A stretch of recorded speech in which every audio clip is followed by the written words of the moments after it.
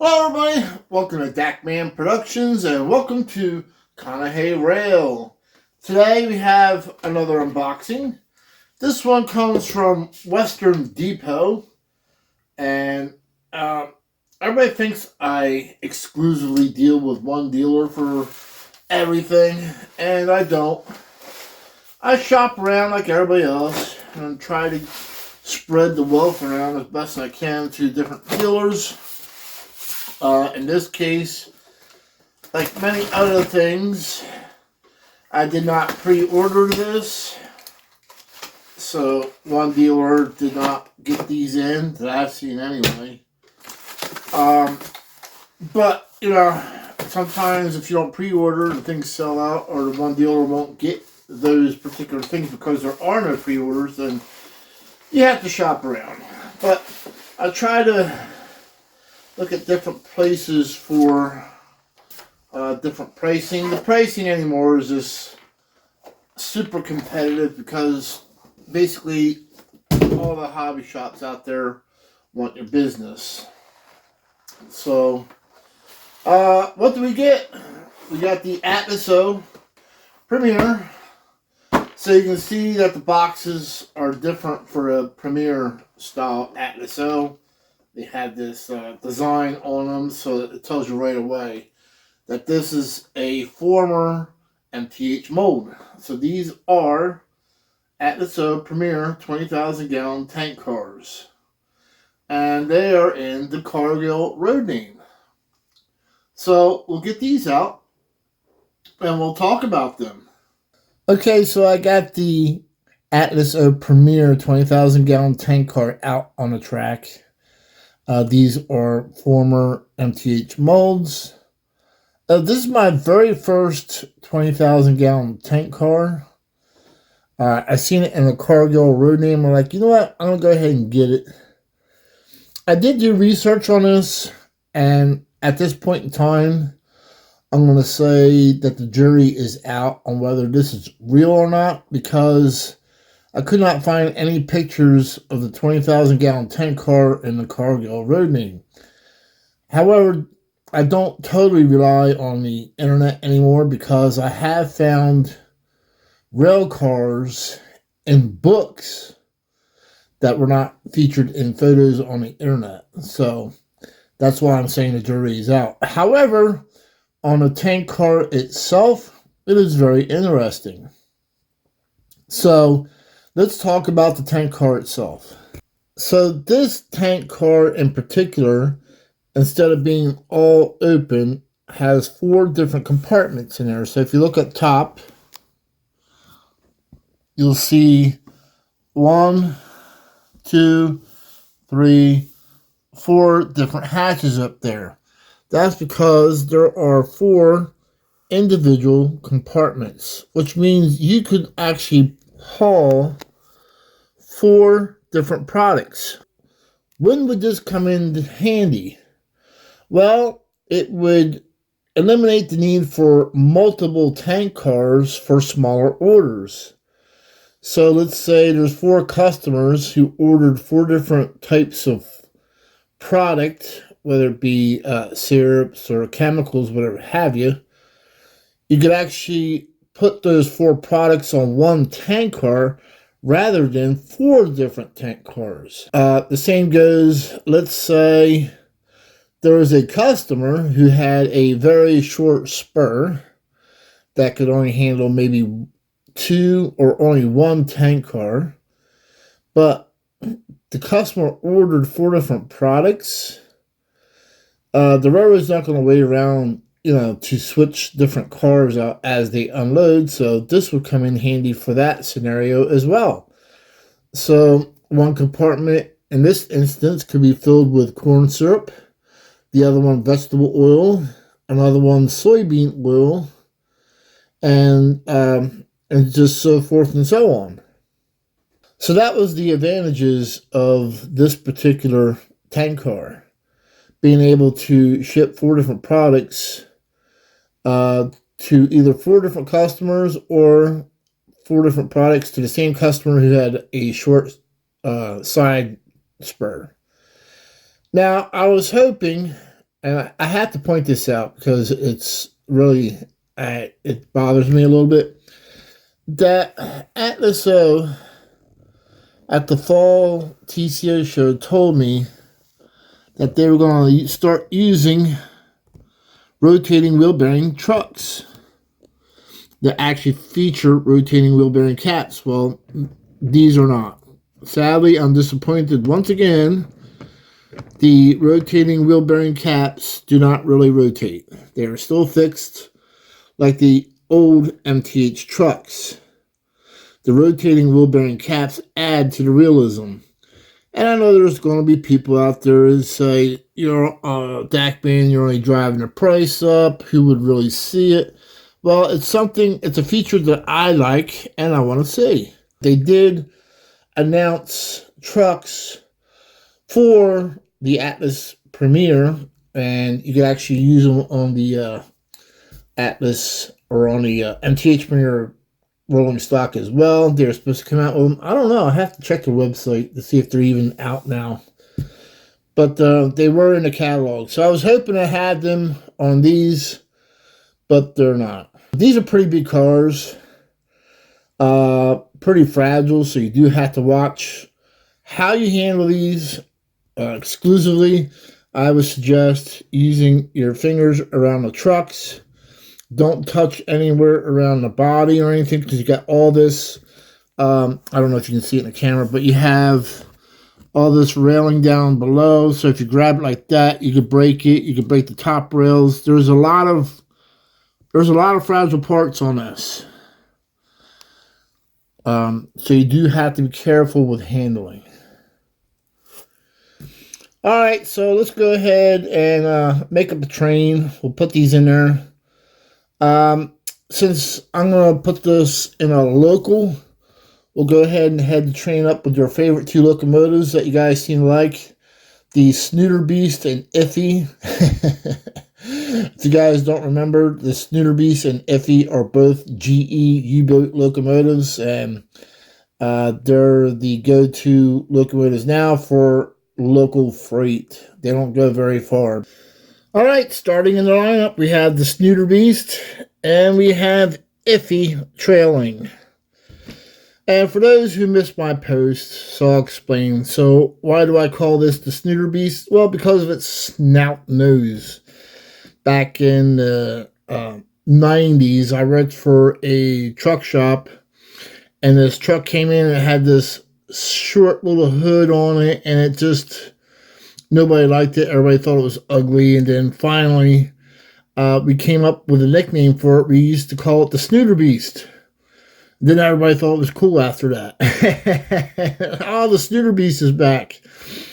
And so, yeah, sometimes we come up with nicknames for certain things. But at any rate, and in the back, we have Iffy. And the reason why that's called Iffy is because I did talk to a Conrail engineer back in the day, and he was not a GE U-boat fan. So he said he would call them Iffy if it started, if it stayed running, if it actually made it to its destination, if it could pull the train without wheel slipping, Iffy. So I want to explain that. But I use the GE U-boats on a local, what I call local, so that's what this is, local. So let's go ahead and go. Dispatcher here. Please start up and stand by. Over. Yes, sir. Start up and stand by. Now.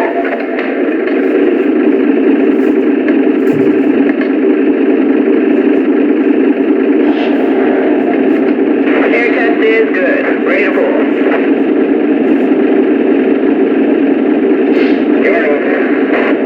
Yeah, I'm over here on the criminal floor. Matt Gina. Clear by Mount Garling. Right, Patty? Clear room. Dispatcher, error is made. Brake test complete. Are we clear to pull? Over. Hold your position. Out. Both offered, over. Okay, well, we're going up that track, over. We'll be ready to copy, over.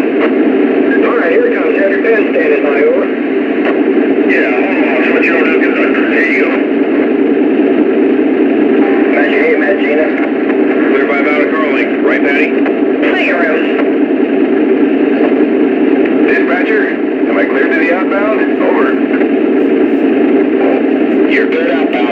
route.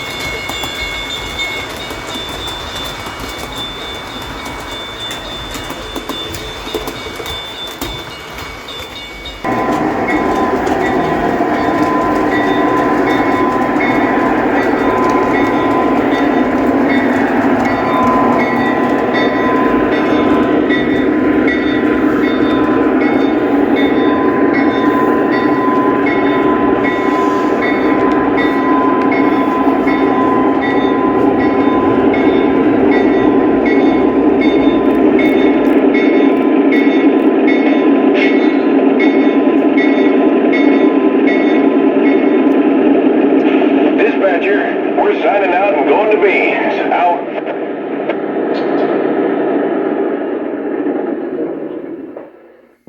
Okay, I hope you guys enjoyed another Dakman Productions video, and we'll see you next train show, next event. We'll see you trackside. Goodbye.